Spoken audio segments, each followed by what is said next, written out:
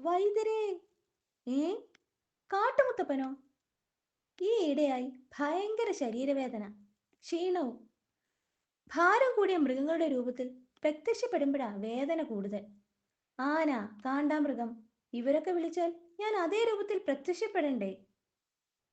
ശരി, മരുന്ന് തരാം. പക്ഷേ ഒരാഴ്ചത്തേക്ക് ഭാരമുള്ള രൂപത്തിൽ പ്രത്യക്ഷപ്പെടരുത്. അതെങ്ങനെ പറ്റും? ഏതെങ്കിലും ആന വിളിച്ചാൽ? സൂത്രനോട് പറയാം, എന്തെങ്കിലും വഴി കാണും. അതുകൊണ്ട് കാട്ടുമുത്തപ്പനെ ഒരാഴ്ചത്തേക്ക് ആനകൾ വിളിക്കരുത്. അത് എല്ലാ ആനകളോടും പറയുന്നത് നടപ്പുള്ള കാര്യമല്ല. പല സ്ഥലത്തായി എഴുതി വെക്കാം. അഥവാ ആന വിളിച്ചാലും പ്രത്യക്ഷപ്പെടാതിരുന്നാ പോരെ?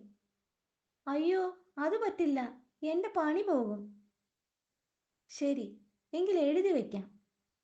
ഒരാഴ്ചത്തേക്ക് ആനകൾ കാട്ടുമുത്തപ്പനെ വിളിക്കരുത്. കാട്ടുമുത്തപ്പൻ ചികിത്സയിലാണ്.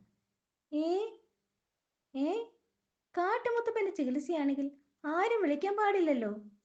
ശരിയാ, ആനകൾക്ക് മാത്രം എന്താ പ്രത്യേകത? ആനയുടെ അടുത്ത് വന്നാൽ അസുഖം കൂടുമോ? അത് തെറ്റാ. നമുക്കെന്താ വൃത്തിയില്ലേ? നമ്മൾ എന്നും കുളിക്കും. ആഴ്ചയിൽ ഒരു തവണ പോലും കുളിക്കാത്തവരുണ്ട്. വലിയ ശരീരമല്ലേ, കൂടുതൽ രോഗാണുക്കൾ ഇരിക്കുമെന്ന് വിചാരിച്ചു കാണും. എങ്കിൽ നമുക്കല്ലേ അസുഖം വരേണ്ടത്, അതില്ലല്ലോ. ആരോ കാട്ടുമുത്തപ്പനെ പറഞ്ഞു തെറ്റിദ്ധരിപ്പിച്ചതാ. അത് സൂത്രനാ. അവനാ ഇതൊക്കെ എഴുതിയത്.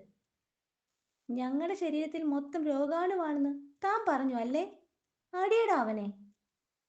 അയ്യോ. ഏ, ആണോ സൂത്ര? എന്നിട്ടൊന്നും കാണാനില്ലല്ലോ. വൈദ്യരെ, കാട്ടിലെ ആനകൾ മൊത്തം എന്നെ വിളിച്ച് പ്രത്യക്ഷപ്പെടുത്തി. അയ്യോ, അവർക്ക് അസുഖമൊന്നുമില്ലെന്ന് തെളിയിക്കാനാണത്രേ.